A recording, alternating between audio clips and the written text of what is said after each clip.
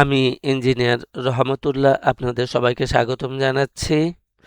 এখন আমাদের আলোচনায় থাকছে বেক্সিমকো ফার্মা, যার সর্বশেষ ক্লোজিং প্রাইস হচ্ছে 141 টাকা 70 পয়সা। আমরা উইকলি টাইম ফ্রেমে আছি। আমরা দেখতে পাচ্ছি যে এ যাবৎকালে সর্বোচ্চ লাইফ টাইম হাই হয়েছিল অ্যাপ্রক্সিমেটলি 255 টাকা, এবং এইটা 2021 সালের সেপ্টেম্বর। খুব উল্লেখযোগ্য হলো যে আমাদের মার্কেটের যে একটা আপট্রেন্ড তৈরি হয়েছিল 2020 এবং 21-এ, এবং খুব অল্প সংখ্যক 12টা থেকে 20টা মতান্তরে 20টা স্টকের উপর ভিত্তি করে একটা বুলিশ আপট্রেন্ড হয়েছিল। সেই বুলিশ আপট্রেন্ডের মধ্যে এই 12টা মতান্তরে 20টা স্টকের মধ্যে বেক্সিমকো ফার্মা একটা ছিল। সেই সময় লাইফ টাইম হাই তৈরি করে। তারপর থেকে সে কারেকশানে আছে, এবং এই চলার পথে 2020 থেকে 2021 সেপ্টেম্বর পর্যন্ত চলার পথে এখানে বুলিশ মুভমেন্ট যখন ছিল, তখন এই জায়গায় সমস্ত জায়গায় জুলাইতে একটা ডিমান্ড জোন তৈরি করে, এবং আমরা দেখি যে টপ থেকে আমাদের কারেকশনটা 3টা ওয়েভে সমাপ্ত হয়, এ বি সি। এবং উল্লেখযোগ্য দিক হচ্ছে যে আমাদের এই এ এবং সি অ্যাপ্রক্সিমেটলি সমান আছে,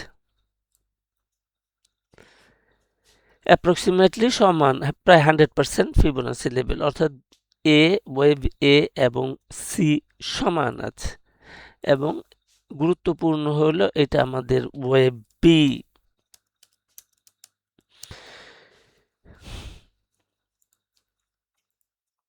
ওয়েভ বিটা আমাদের কাজে লাগবে, কারণ পরবর্তীতে যখন মার্কেট রিভার্স করে এই ওয়েভ সি ডিমান্ড জোন থেকে যখন মার্কেট ব্যাক করলো, তখন তার একটা টার্গেট হবে এই ওয়েভ বি।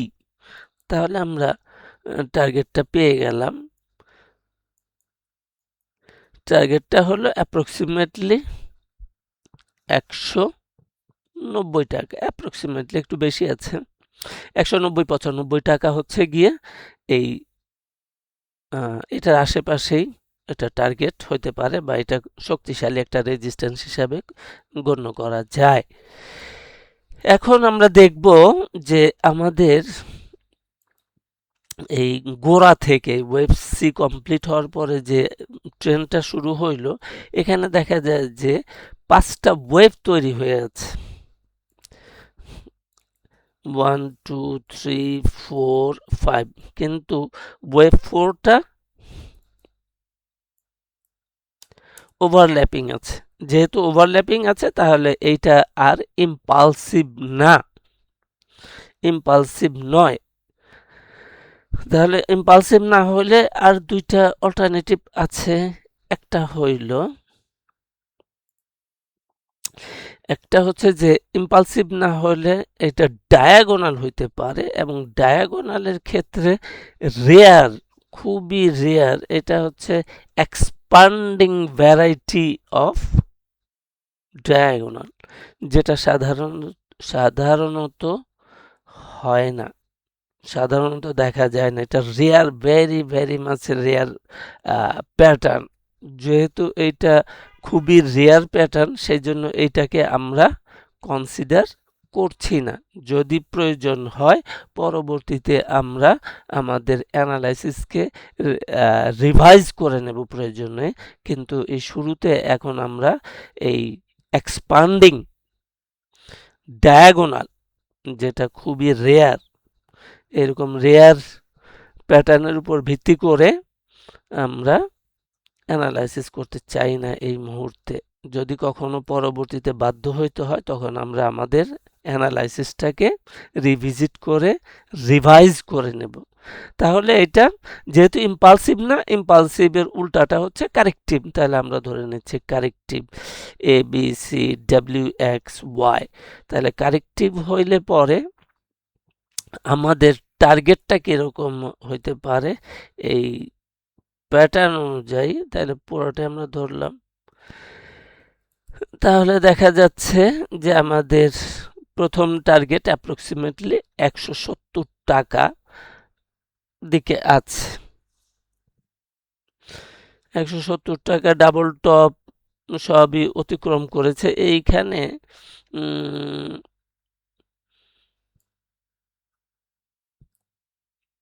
কত অ্যাপ্রক্সিমেটলি 145-48 এখানে ইন টার্মস অফ ফ্লোর প্রাইজের জন্য এই সমস্ত জায়গায় একটু নজর দিতে হবে। এটা সম্ভবত 48 টাকা হবে, 50-48 এই জায়গাটা একটু নজর দিতে হবে। আর মূলত আমাদের টার্গেট 100% ফিবোনাসি লেভেলে, যেটা একটু আগে আমরা দেখলাম যে ডাউন মার্কেটে এ সমান সি ছিল, 100% কাজ করেছে। তো সেই দৃষ্টিকোণ থেকে 100% ফিবোনাসি লেভেলে 170 টাকা রাখা যায়।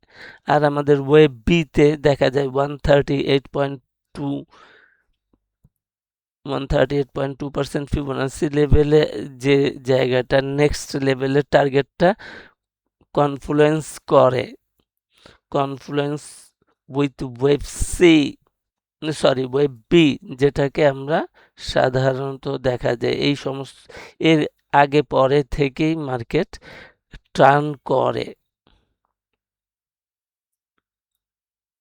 তাহলে এটাই থাকলো এখন।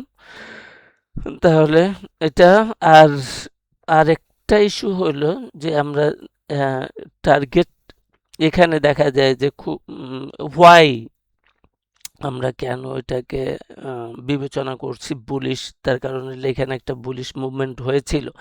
বুলিশ মুভমেন্ট হওয়ার পরে দ্বিতীয় যে ক্যান্ডেলটা আছে, বুলিশ ক্যান্ডেল আছে, এই বুলিশ ক্যান্ডেলটার যে রেঞ্জ আছে এইটাই হচ্ছে গিয়ে আমাদের মূল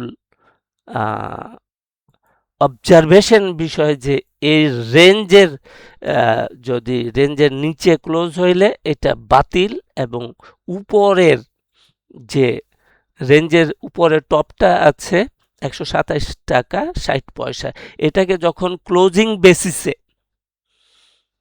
ব্রেকআউট করবে সেটাই হচ্ছে আমাদের বাই। তো তখন বাই ছিল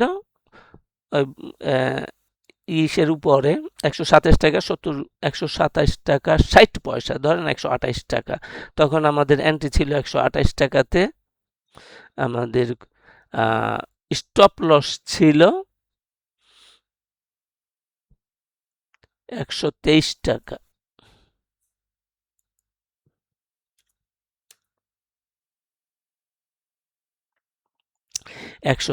টাকা এখন আমাদের ট্রেড চলতে থাকলো।